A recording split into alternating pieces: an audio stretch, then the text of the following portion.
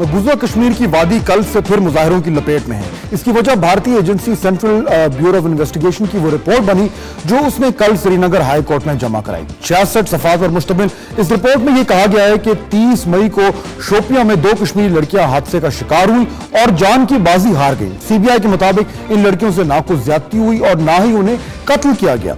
भारतीय security forces को बदनाम करने की ये साजिश थी, ये उसने कहा रिपोर्ट में। दूसरी तरफ पोस्टमार्टम रिपोर्ट और वाकयाती शवाहिद कश्मीरी लड़कियों को ज्यादती के बाद कत्ल करने की तस्दीक कर रहे हैं। कश्मीरियों ने इस रिपोर्ट को मानने से इनकार कर दिया है और वादी में एक बार फिर मुजाहिरों का सिलसिला शुरू हो गया है। आज मकबूजा कश्मीर में मुकम्मल हड़ताल रही। सूरत हाल किस तरफ जा रही है और मकबूजा कश्मीर में इस वक्त के हालात क्या है, इस पर हम बात करेंगे। हमारे साथ श्रीनगर से मौजूद हैं जम्मू कश्मीर लिबरेशन फ्रंट के चेयरमैन यासीन मलिक। बहुत शुक्रिया यासीन मलिक साहब। ये बताइए कि आज इस रिपोर्ट के आने के बाद अब इस वक्त वहां पे क्या सूरत हाल है? देखिए, ये जब रिपोर्ट कल पेश की गई तो लोगों में यहाँ गम है, गुस्सा है, तो लोग नाराज हैं।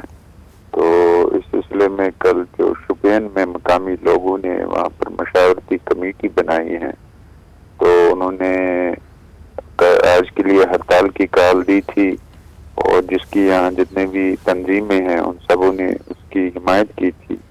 इसलिए आज पूरे कश्मीर में यहाँ हड़ताल रही और जगह जगह पे मुजाहरे हुए और ये मुजाहरे इस्लामाबाद में भी हुए, शोपियां में भी हुए, बारामूला, सोपोर, श्रीनगर और हर जगह से मुजाहिरों की खबरें आ रही हैं क्योंकि इस रिपोर्ट के बाद लोगों में जो है गम गुस्सा और बढ़ गया है। अच्छा, ये बताइए यासीन मलिक साहब कि ये रिपोर्ट हैरान कुन है क्योंकि जिस तरह का उन्होंने जो अपने जो कंक्लूजन्स पेश किए उससे तो बज़ाहिर ही लग रहा है कि वो इस सारे जो जुर्म हुआ है उसको छुपाने की कोशिश कर रहे हैं और जो उनकी जो फोर्सेस के जो लोग भी मुलव्विस थे उनको बचाने की कोशिश हो रही है। इस वक्त इन हालात में इस तरह की रिपोर्ट आना कितना हैरान कुन है और ये रद्द अमल जो आ रहा है ये आने वाले दिनों में और बढ़ेगा?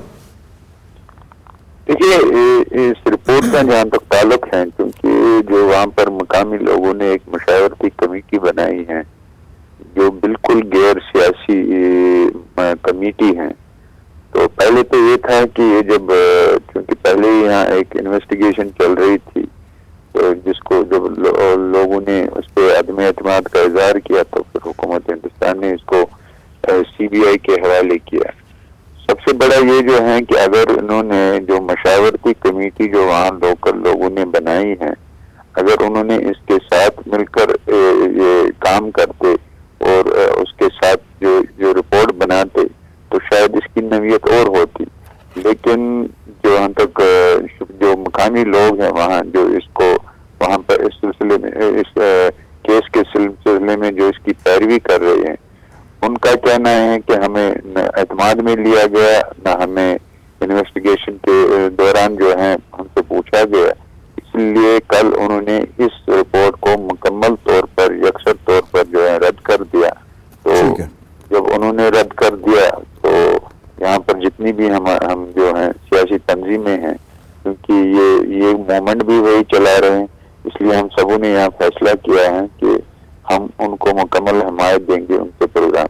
ठीक है, बहुत शुक्रिया यासीन मलिक साहब। बात कर रहे थे हमसे श्रीनगर से और कह रहे थे कि हालात जो हैं ये मुकम्मल तौर पर अगर ये सही तौर से ये इन्वेस्टिगेट करते तो शायद नौबत यहाँ तक ना पहुँचती। अब हालात वहाँ पे बिगड़ रहे हैं और कहा यह जा रहा है कि आने वाले दिनों में वहाँ पे जो मुजाहरे हैं उनमें इजाफा होगा और सूरत हाल जो है वो मज़ीद ख़राब हो सकती है। और अब चलते हैं आखिरी बात की तरफ।